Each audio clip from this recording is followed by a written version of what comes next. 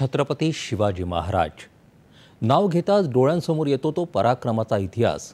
परंतु महाराज हे केवळ तलवारीच्या धारेवर स्वराज्य घडवणारे योद्धे नव्हते, तर ते एक द्रष्टे प्रशासक होते, अर्थकारण जाणणारे दूरदर्शी राज्यकर्ता होते आणि जनतेच्या सर्वांगीण विकासाची स्वप्न प्रत्यक्षात उतरवणारे युगपुरुष होते।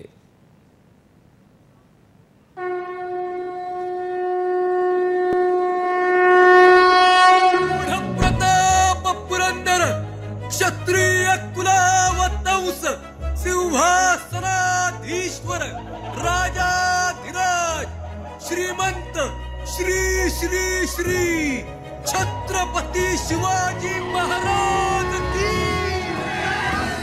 हा केवळ जयघोष नाही, तर महाराष्ट्राच्या देशाच्या अस्मितेचा गजर आहे। छत्रपती शिवाजी महाराज देशाभिमानी मनांसाठी स्फुल्लिंग आहेत।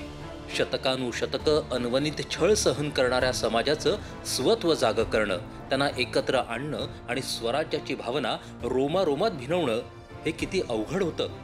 परंतु छत्रपती शिवाजी महाराजांनी लोकांच्या मनातून असहाय्यतेची भावना काढून टाकली, त्यांचा आत्मसन्मान जागवला, युद्धनीतीच्या जोरावर जुलमी शाह्यांना नामोहरम केलं।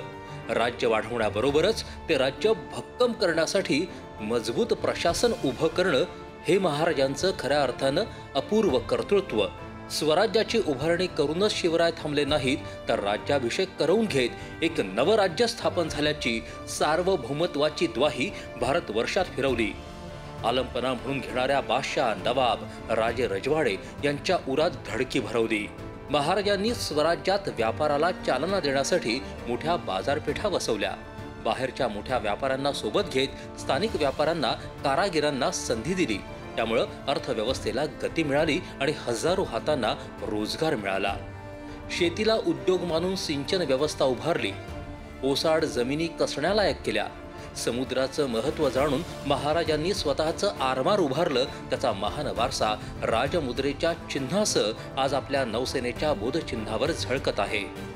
त्यांनी जलदुर्ग उभारले, बंदरं मजबूत केली, राज्याच्या संरक्षणासाठी शेकडो गडकोट बांधले।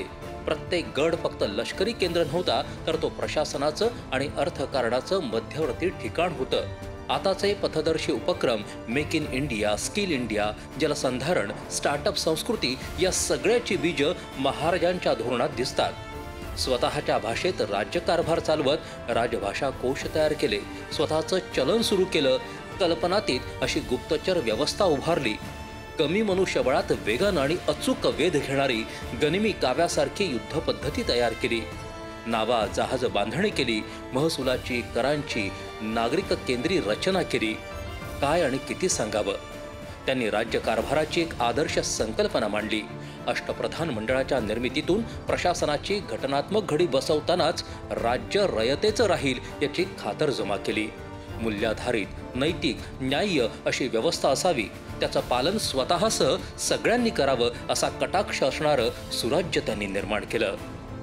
छत्रपती शिवाजी महाराज म्हणजे एक विचार आहे, एक प्रेरणा आहे। तो कायम जिवंत ठेवणं हीच खरी शिवजयंती, हीच खरी महाराजांना मानवंदना।